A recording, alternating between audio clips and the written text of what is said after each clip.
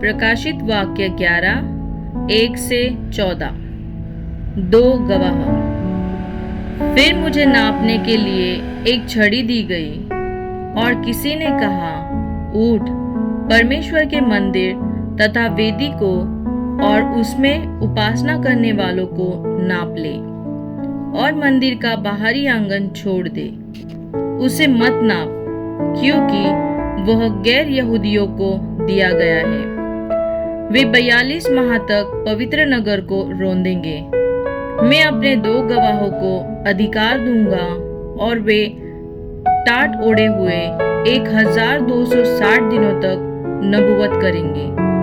ये जैतून के वे 2 वृक्ष और 2 दीपदान हैं जो पृथ्वी के प्रभु के समक्ष खड़े रहते हैं।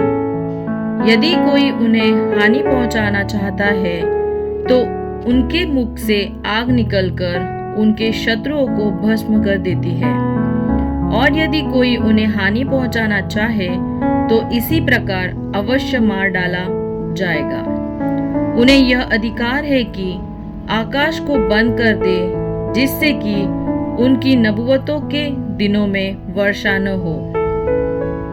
और उन्हें सारे जल पर अधिकार है कि उसे लहू बना दे, तथा जब जब चाहे पृथ्वी पर सब प्रकार की महामारी भेजे। जब वे अपनी साक्षी दे चुकेंगे तो वह पशु जो अथाह कुंड में से निकलेगा उनसे युद्ध करेगा और उन पर विजयी होकर उन्हें मार डालेगा, और उनके शव उस महानगर की सड़क पर पड़े रहेंगे जो आत्मिक रूप से सदोम और मिस्र कहलाता है, जहां उनका प्रभु भी क्रूस पर चढ़ाया गया था। और जातियों, कुलों, भाषाओं और राज्यों में से लोग 3.5 दिन तक उनके शवों को देखते रहेंगे, पर उन शवों को कब्रों में रखने न देंगे।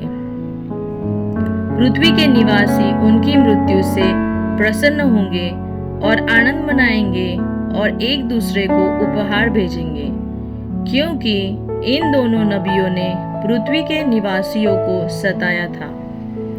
परंतु 3.5 दिन के पश्चात परमेश्वर की ओर से जीवन के श्वास ने उनमें प्रवेश किया। वे अपने पैरों पर खड़े हो गए और उनके दर्शकों पर बड़ा भय छा गया। तब उन्हें स्वर्ग से एक ऊंची आवाज सुनाई दी, यहाँ ऊपर आ जाओ। और वे अपने शत्रुओं को देखते देखते बादलों में स्वर्ग को चले गए। उसी घड़ी एक बड़ा भूकंप हुआ और नगर का 10वां भाग गिर पड़ा और 7,000 लोग उस भूकंप में मारे गए, तथा शेष ने भयभीत होकर स्वर्ग के परमेश्वर की महिमा की। दूसरी विपत्ति बीत चुकी, देखो तीसरी शीघ्र ही आने वाली है। आमीन।